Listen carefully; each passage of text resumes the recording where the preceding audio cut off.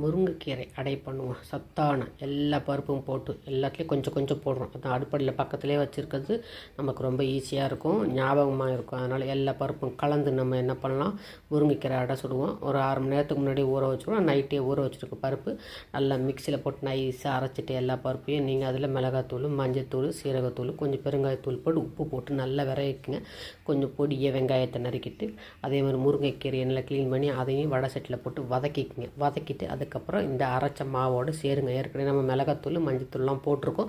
நீங்கள் காரம் வேணால் இன்னும் போட்டுக்கலாம்.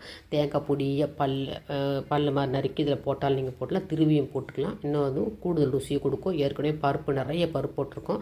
நம்ம வெறும் அடை கிடையாது, இது துவரம் பருப்பு அடை கிடையாது. எல்லா பருப்பும் இதில் சேர்த்து நம்ம போட்டிருக்கோம். அதனால் ரொம்ப ருசியாக இருக்கும், நல்லா ஸ்ட்ரென்த்தாக இருக்கும். ஒரு அடை சாப்பிட்டாலே அன்றைக்கி ஃபுல்லாக நமக்கு எனர்ஜெட்டியாக இருக்கும். அவ்வளோ சத்தான ஒரு முருங்கைக்கீரை வேறு இன்னும் வேறு. அப்போ அவ்வளோ அருமையாக இருக்கும். இதுக்கு வந்து